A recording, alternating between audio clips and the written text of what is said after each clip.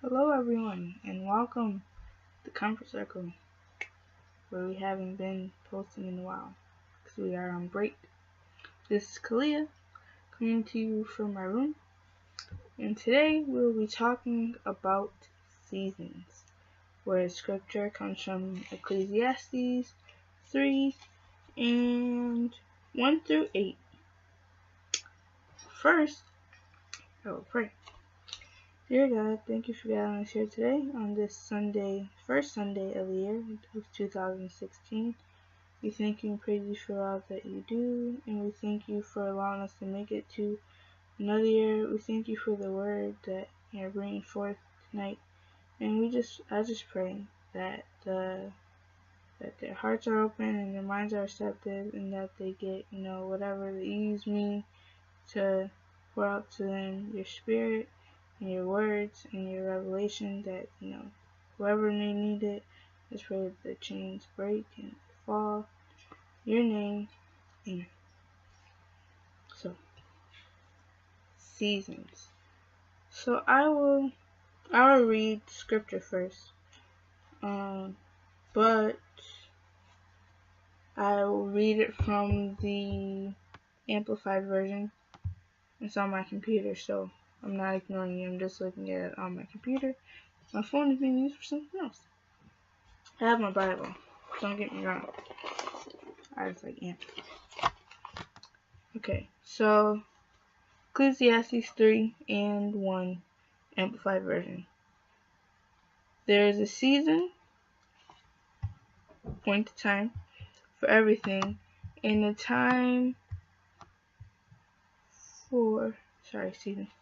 Let me start over. Ecclesiastes 3.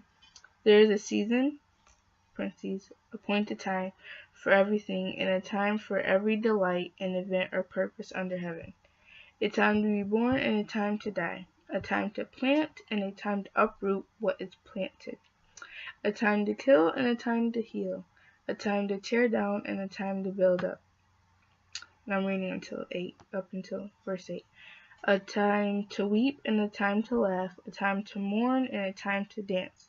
A time to throw away stones and a time to gather stones. A time to embrace and a time to refrain from embracing. A time to search and a time to give up as lost. A time to keep and a time to throw away. A time to tear apart and a time to sew together. A time to keep silent and a time to speak. A time to love and a time to hate. A time for war and a time for peace. And so, yeah, that's just, I like the first part. Let me go back up to 1, where this basically just saying the rest of them, 2 through 8, which is basically, breaking down the different times, seasons there were. But yeah, verse 1, chapter 3, verse 1 says, there is a season or a time appointed for everything, and a time for every delight and event or purpose under heaven. So that means that everything, a time appointed, season, everything is already appointed for under heaven. Everything is already planned out. There's a time and season. I looked up the word season in Merriam-Webster dictionary, and it says it was three that I like particularly. It said a time categorized by a particular circumstance or feature,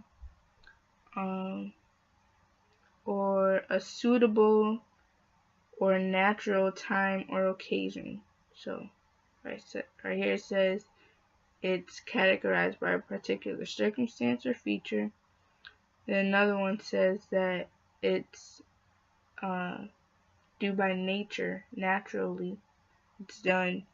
Also says suitable, which means that, when something's suitable, it means that it's fit for you. So that means, whatever, and even, we may feel like it's not good for us. It is, because God, He knows everything. So the thing that we go through is fit for us and fit for our making. So I like why it says suitable. and yeah, at the right time, legally, well, not that, but legally at the right time. We gotta make sure that everything is legalistic and logical. And another one says, at the stage of greatest fitness, which is what I just said, fitness, or I just said fit, about a fitting us. So that means that its greatest potential, that is when we get it. And so I just have broke down the seasons, our natural seasons, winter, spring, summer, fall. Is that no? Yeah, winter, spring, summer, fall. So, winter, I wrote down about winter. I just made some notes. And with winter, because we're in winter right now, I wrote down that winter is associated with, ice and snow and coldness, and I wrote solitary, which is also like being alone. It gets dark sooner rather than later. But if we didn't have winter, we wouldn't appreciate summer. The cold winters bring out, it makes us excited for the summer. If we didn't have winter, summer would just be like, blah, who cares? We always have summer. But winter, when we have those cold and dark seasons, it helps us be very appreciative for the summer, for any other season but winter. In Syracuse, they seem to like any other season but the winter, because winter can be brutal, especially on the cars, which we know cars is ministry. So if you're thinking about spiritual winter, then your ministry, any other season is good but the winter. But in the winter time, we get to rest because a lot of stuff is dead, it's quiet, so we get to rest. Which takes me to I'll go to the next season in, our chronological order, which is spring. And so after it's cold and dark, after, the time gets darker, that's why, because we gotta change the time and the daylight savings and whatnot. So then it starts getting a little bit lighter, and then we're getting to spring. So spring, spring, it rains a lot, and it rains a lot. It says April showers bring May flowers. So spring produces the rain that helps the seeds grow into flowers. And this is when we are investing our time. We are investing our time into the seeds, and we are storing up. This is when we start, the process for storing up for the winter time. Well, this is when we start the process, because I don't want to go into the next one just yet, because I'll ruin the surprise. But this is when we start the process, for where we need to go. So if we want to have stuff, we have to invest into good and positive things. So this is when we start investing. We start the very beginnings of our investments. So then the next season is summer. So in summer, a lot of people like summer.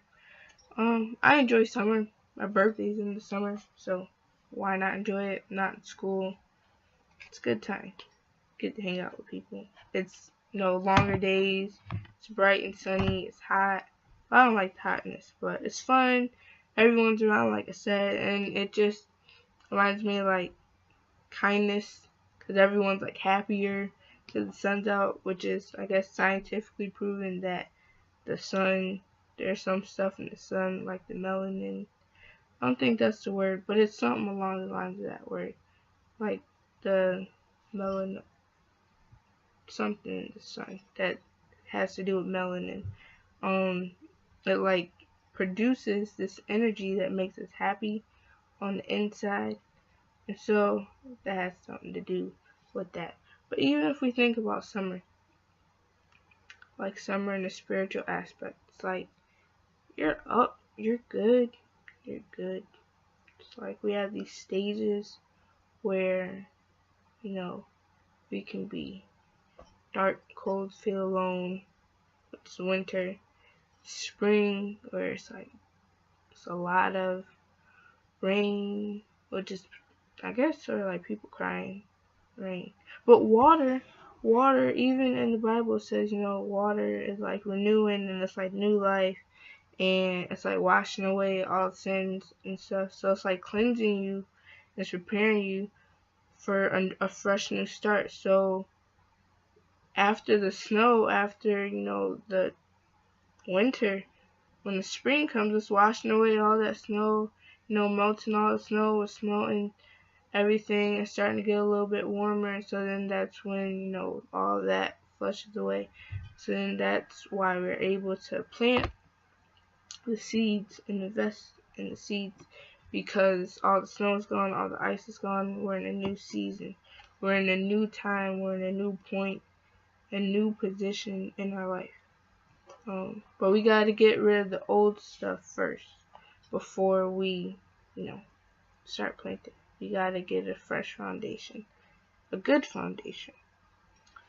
So then the next, oh no, I did. So then it's back to summer. It's summer in our lives. Like happy, have all your friends around you, or the people that help build you up. Personally, me in Christ, it's my friends, who I consider friends. You help build me up in Christ. We are good. But yeah, we just have to, and it's like that's the same way. It's like sun shining on our crop. It's like the sun, it's like S-U-N, but it's also like S-O-N, like Jesus is shining on the seeds that are within us. And it's not just, it is just Jesus, but it's like, the people who are around us, they can have Jesus, they shine on the, seeds within us, the music we listen to, the places we go, the things we look at, like this, all this stuff has an influence on us. And if it's positive and it's bright, it'll really help, grow and cultivate the seeds that are within us. So it's just shining the sun on us. And so, after water, it's watered. And then after you have time for it to set and the sun shine on it, that's when it's really growing. So then the next season that we have, the best one, is fall. Why? Because it's harvest time. So after, the storms and the rain, the heartache and the pain, that's what they always say. And then the sun is shining. Then you get to harvest what you reap. But you gotta make sure that you're reaping something. You gotta make sure that you're sowing something. It says you reap what you sow. So if you're not sowing anything, then you aren't reaping anything. So you gotta make sure that you're sowing your seeds, which can be tithes, which can be time, which can be worship, which can be praise, which can be anything. If God tells you, or obedience, if God tells you to do something, do it. Someone, I don't know, anything. Your love for people, like if God, that's pretty much all it said. If God tells you to do it, do it. If He doesn't tell you to do it, don't do it, because you don't want to move and He don't tell you to move. So, yeah, harvest. Harvest, harvest, harvest. This is when we harvest. We get the benefits, because after all the rain, after the sun, make sure you're not in the sun too long though, because you can get burnt. If you're in the sun too long and you're not wearing any sunscreen, listen to me, I'm gonna get to it spiritually. You're not wearing any sunscreen like protection or anything, or you're just out playing in the sun, you don't come inside the house, you're outside all day, you're gonna get dark, you're gonna get sunburned, There's like I said, there's a time and season for everything. Even summertime, in summer, you need to make sure that you regulate, what you're doing. Don't get burnt. Don't play so much that you miss out on, the work that you need to be doing. And there's fresh stuff too. I missed that one. There's fresh crops, preferably tomatoes. Usually tomatoes are a big summer crop, I believe. But yeah, back to fall. It's harvest time. We gotta make sure that we are doing all that we need to in the spring, sowing those seeds, investing our time, all that good stuff. Make sure we're doing that. Make sure that it's positioned in the right place at the right time. It has to be there in spring. You cannot harvest your seeds in the summertime. Why? Because there's hardly any rain. Hardly any rain to open the seeds up. I don't know it like scientifically. I'm pretty sure the way a seed works is you put the seed in the ground and you water it. And then there's something that happens, and then the water like cracks open the seed. Then it germinates. It germinates the seed, and then it opens up, and get your little seedling and all that good stuff. So yeah, we need to make sure that we are sowing in the springtime because that's when the rain is. And then we need to make sure that after the rain there's sun, that there's energy put into that. That's what the sun is. The sun is really energy. We need to make sure that there's energy put into what we are sowing into. And so then, after all that, then we get our harvest. Yay. So, the process, we gotta make sure, that everything is right. We have to make sure that everything is positioned in the right time, and we have to make sure that, we're good. Also with the fall, we need to make sure that we move quickly. Excuse me. Why? Because what's after the fall? Winter. And like I said before, right? With winter, the things are dead. The crops are dead. Everything's dead. It's silent. It's dark. There's no sun. There's no rain. It's just snow and it's cold. There's no heat energy being put into anything. It's dying. So we can't really work. We can't get what we need to get from the winter. We need to make sure that we are getting what we need to get in the fall. We need to harvest. We need to reap everything that we've sown. We need to make sure it's ours because we don't want to be stealing. That's not good. It says, covet not thy neighbor. It also says, don't steal. I don't know. I think covet just means don't wish that you have it. Like, don't be jealous of it. But yeah, we need to make sure that we store up all that we can before the winter comes and kills the crops. And you know what else kills crops? The devil. What are the crops? The crops are it's the seeds. So, you don't want to miss out on anything. You don't want to put in all this work and time and rain and sun and wind dispersing different other seeds in other places. I'm learning a lot in biology. But yeah, we don't want to, not get something that we put our time into. If we put precious time into it, why not, get what you put your time into? That only makes sense. So, with that being said, there is a season and a time. Let me read it again. This time I'll read it from the King James Version. It says, to everything there is a season and a time to every purpose under the sun. Time to be born sounds like harvest, and a time to die, which sounds like the winter. So, fall, and then winter. Time time to plant, spring, and then time to pluck up, which is planted. That's fall again.